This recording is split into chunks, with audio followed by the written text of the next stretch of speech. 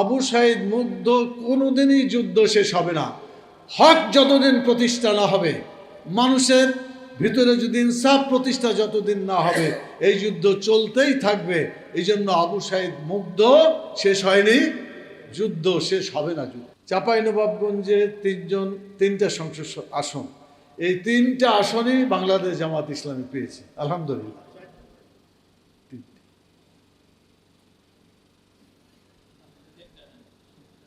সেখানে তিনটা আসনই জামাত পেয়েছে।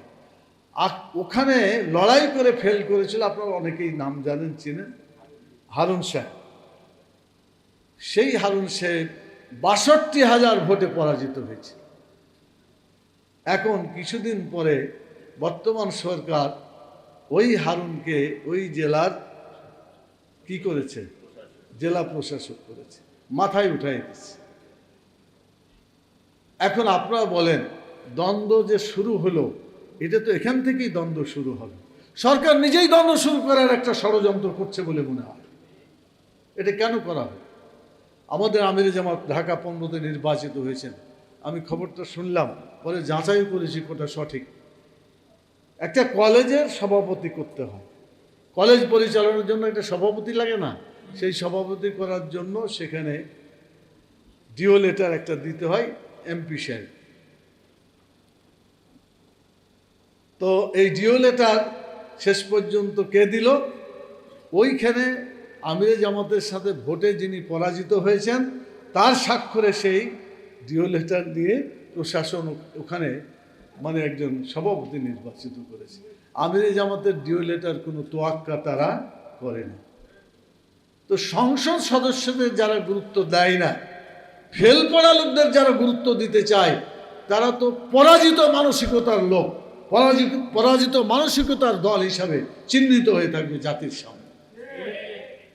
জুলাই চেয়েছে ইনসাফ কায়েম করার জন্য, যদি লেখাপড়া শিক্ষা করে ইনসাফ না কায়েম না করে, জুলাইয়ের শিক্ষা বাস্তবায়িত হবে না।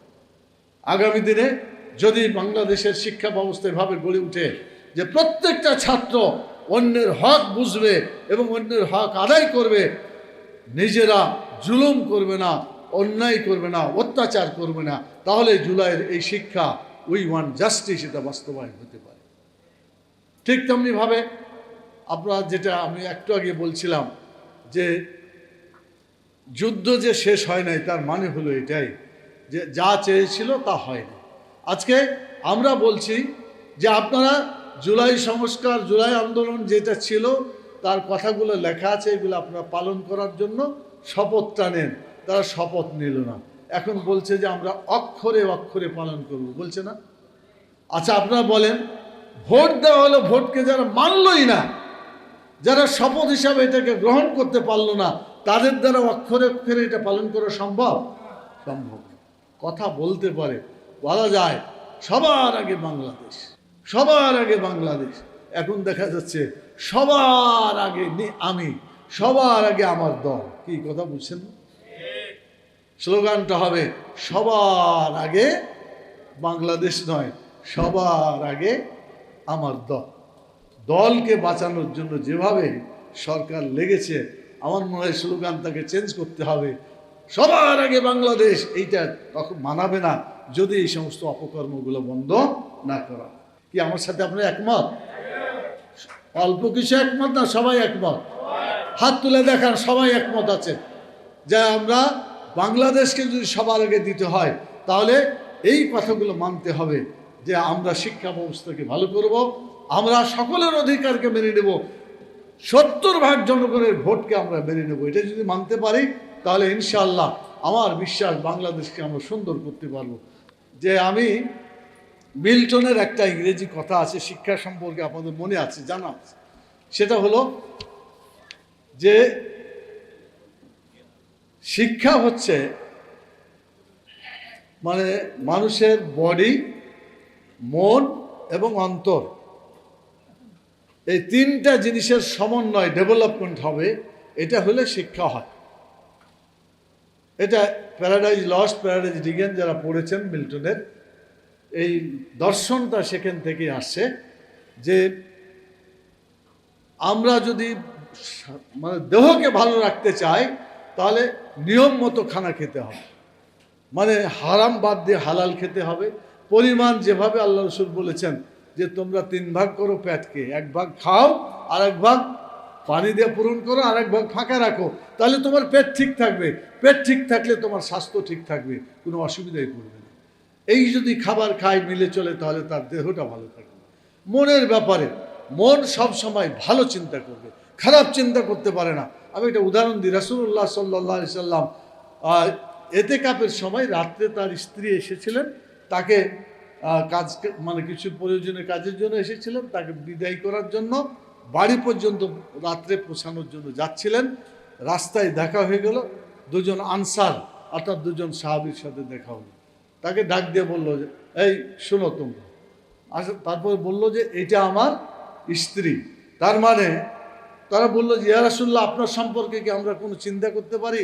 তিনি বলছেন যে না, শয়তান এমন একটা জিনিস যে মানুষের রক্তে রক্তে প্রবেশ করে অনেকের সম্বন্ধে কুধারণা সৃষ্টি করতে পারে।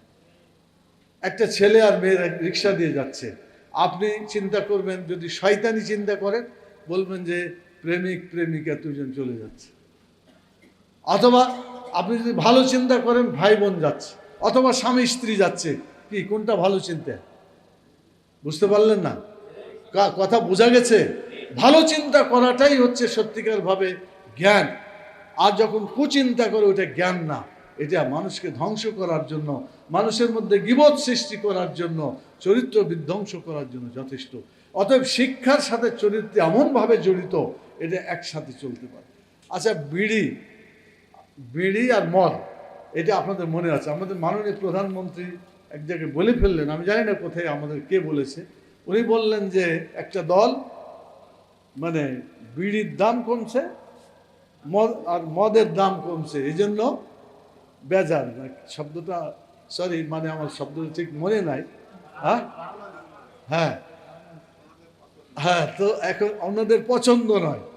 আচ্ছা, এইটা কোনোদিন কোথাও এটা বলতে পারে? আমরা তো মদকে হারাম করতে চাই, বিড়িও ওয়ান কাইন্ড অফ মদের মধ্যে পড়ে, কারণ মাদক সেখানে আছে, নেশা। এই নেশা আমরা বন্ধ করতে চাই। বলে দিলেন যে না, একটা দল আছে যারা এটাতে খুশি না। আমি বলবো যে এভাবে এটা চিন্তা করাটা মনের দিক থেকে সঠিক চিন্তা নয়। সমাজকে ভালো করতে হলে ভালো চিন্তা করতে হবে। কি আপনারা এখন থেকে ভালো চিন্তা করবেন ইনশাআল্লাহ? একটা ছেলে মেয়ে দেখলেই কি মনে করবেন যে প্রেমিকা আর প্রেমিকা? তাহলে গুনাহ হবে। আপনি ভালোটা ধারণা করেন, ভাই বোন যেতে পারে না একসাথে, স্বামী স্ত্রী যেতে পারে না, এই ভালোটা চিন্তা করেন। আল্লাহ তাআলা হুসনে জন বলেছেন শিক্ষার জন্য, এটা সত্যিকার ভালো ধারণা, তো খারাপ ধারণা করা যাবে না। শেষ কথা যেটা বলে আমি শেষ করতে চাই, আল্লাহ তাআলা আমাদেরকে অল্প দিনের মধ্যেই দুনিয়া থেকে নেবেন। কতদিন? 60 থেকে 70 বছরের মধ্যে মানুষ মরে যায়, এটাই হাদিসে পাওয়া যায়। আমাদের গড়ে 40 বছর হয় না, এখানে 30-40 সবাই হয়ে গেছি, অর্ধেকের বেশি চলে গেছি। তারপরে যে ওটা পৌঁছতে পারবো কোনো গ্যারান্টি নাই। অতএব দুনিয়াটা হচ্ছে আমাদেরকে তৈরি হওয়ার জায়গা, আখেরাতটা হচ্ছে আমাদের জন্য চিরন্তন থাকার জায়গা। আমরা কি দুনিয়ার শান্তি নিয়েই থাকবো, না আখেরাতের শান্তির জন্য চেষ্টা করব? কোনটা? জোরে বলতে হবে, কোনটার জন্য চেষ্টা করব? আখেরাতের জন্য। আমার আপনার মতো লোক এখানে 100 বছর আগে ছিল না, এই জায়গায় ছিল 100 বছর তারা আগে চলে, মানে আমাদের থেকে নাই এখন। আবার আমরা যারা এখানে আছি 100 বছর পরে আমরা কেউ থাকবো? কোনো সাংবাদিক থাকবেন? আমরা কোনো বক্তা শ্রোতা থাকবো? আমরা থাকবো না, আমরাও চলে যাব। কিন্তু যে জায়গায় যাব সেই জায়গায় যে আমরা যাতে ভালো মতো থাকতে পারি সেই আখেরাতে, সেই চেষ্টাকে আমরা করতে রাজি আছি ইনশাআল্লাহ। তাহলে জুলাই উত্তর যে শিক্ষক এবং শিক্ষার কথা বলা হয়েছে, আসুন আমরা সুন্দর করে এই শিক্ষা ব্যবস্থাকে সুন্দরভাবে ঢেলে সাজাই। আল্লাহর দেওয়া কোরআনের শিক্ষা, হাদিসের শিক্ষা সিলেবাসের মধ্যে অন্তর্ভুক্ত করে প্রত্যেকটা শ্রেণীতে আমরা গড়ে তুললে দেশটা সুন্দর হবে, শিক্ষা ব্যবস্থা সুন্দর হবে। একথা আমি আপনাদের কাছে রেখে, আবেদন রেখে আপনাদেরকে অসংখ্য ধন্যবাদ জানিয়ে আমার কথাগুলো শোনার জন্য আমি আমার কথা এখানেই শেষ করছি।